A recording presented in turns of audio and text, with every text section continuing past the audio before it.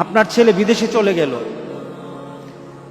বিদেশে যাওয়ার পর তার যদি 3টা চিন্তা না থাকে, তার মধ্যে 3টা কথা থাকতে হবে তার ব্রেনে।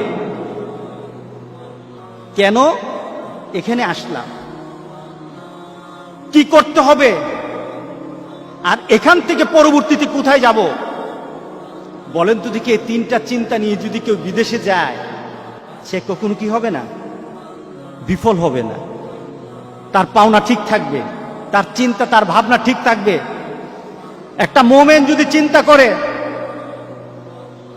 আমি এখানে কেন আসলাম, কেন এলাম পৃথিবীতে, আমাকে কি করতে হবে, আর আমার পরবর্তী ডেস্টিনেশন কোথায়, আমি পরবর্তীতে কোথায় যাব, এই 3টা চিন্তা কোনো বান্দা যদি ধারণ করে, আল্লাহ সুবহানাহু ওয়া তাআলা তার আখিরাতকে গুছিয়ে দিবে।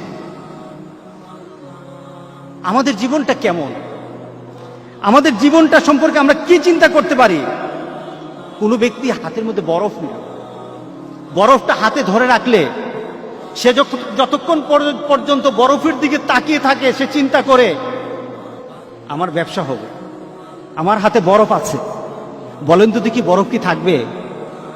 হ্যাঁ, ধরে রাখুন তো বরফ, কতক্ষণ পর কি হবে, বরফ আর পাওয়া যাবে না, বরফ আর থাকবে না তার হাতে। মানুষের জীবনটা তেমন, আপনি বরফ হাতে নিয়ে রেখেছেন, আপনার জীবনটা একটা বরফের মতো, হাতে বরফ, আপনার বরফ কিন্তু গলে যাচ্ছে। কিভাবে যাচ্ছে?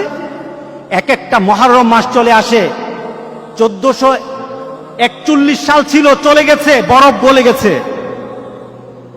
1442 সাল এসেছে, আনন্দ হওয়ার কিছু নেই, বরফ কিন্তু গলে গেছে। সুবহানাল্লাহ, আপনার বরফ কিন্তু গলছে। একজনকে বলা হলো যে আমাকে নোটিশ করে দিও, আমাকে জানিয়ে দিন। আল্লাহর কাছে বলল দাউদ আলাইহিস সালাম, রব্বুল আলামিন আমার শেষ মুহূর্তটা আমাকে জানিয়ে দিও, শেষ মুহূর্তটা আমাকে জানিয়ে দিও, আমার জীবনের শেষ মুহূর্তটা আমাকে একটু নোটিশ করে দিও। আজরাইল আলাইহিস সালাম উপস্থিত। কি ব্যাপার? আমি না বলেছিলাম যে আমাকে একটু জানানোর জন্য, আপনি কখন আসবেন, আমার জীবনের শেষ মুহূর্তটা জানানোর জন্য বলেছিলাম। কোন জানানো আগে থেকে রিমাইন্ডিং ব্যতীত আমার কাছে চলে আসলেন, ব্যাপারটা কি? আজরাইল আলাইহিস সালাম বললেন, কথা আছে। আপনার দাঁতের অবস্থা কি? নাই, একটা রিমাইন্ডিং। চোখের অবস্থা কি? আগের মতো দেখি না, আরেকটা রিমাইন্ডিং।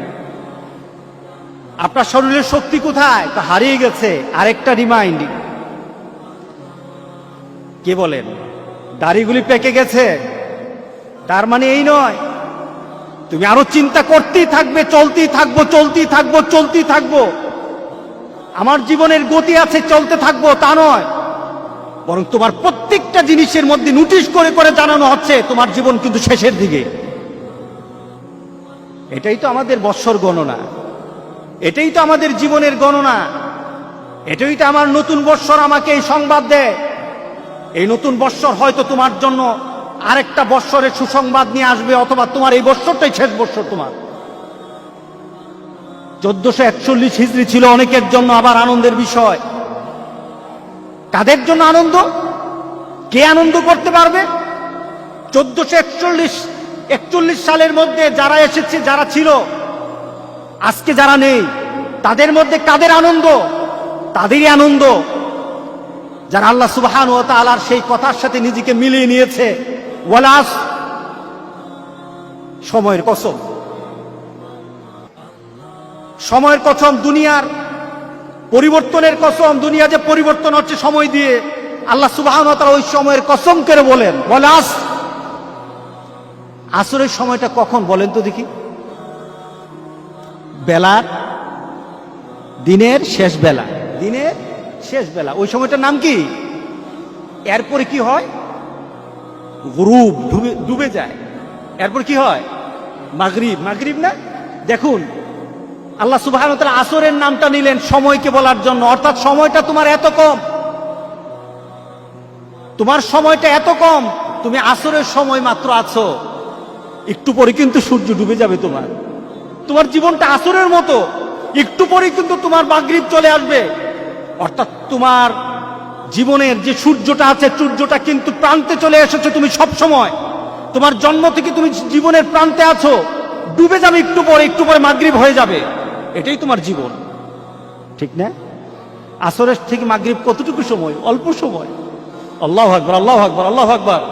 আল্লাহ কি তুলনা দিলেন ওয়ালাস। এখন মিলিয়ে নেন, আপনার আমার জীবনকে এখন মিলাই।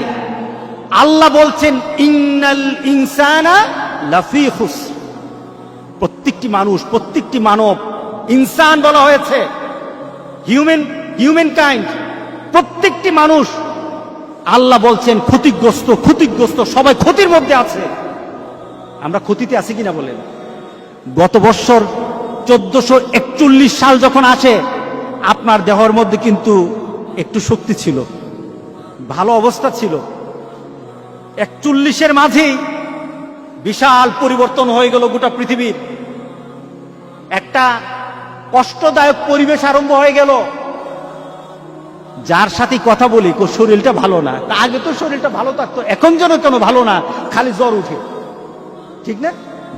আগে তো এত কাশ দিতাম না, এখন খালি কাশি দিলেই মনে করে যে আমার জীবনের অবস্থা এদিক ওদিক হয়ে গেছে। কথা ঠিক আছে কিনা? তার মানে কি, আপনি 1441 সাল থেকে এখন আপনি এমন জীবনে চলে আসছেন, আপনি নিজেকে প্রশ্ন করে বলতেছেন আমি ক্ষতিগ্রস্তের মধ্যে, আমার দেহ নষ্ট হয়ে যাচ্ছে, আমার দেহের পরিবর্তন চলে আসতেছে, আমি দুর্বল হয়ে যাচ্ছি, আমার চিন্তা চেতনায় দুর্বল হচ্ছি, আমার ভাবনাতে দুর্বল হচ্ছি, আমি আমলে দুর্বল হয়ে যাচ্ছি। আগের মানুষগুলির আমল শুনলে চোখে পানি চলে আসে, আমি করতে পারছি না, আমি ক্ষতিগ্রস্ত। কে বলেছেন?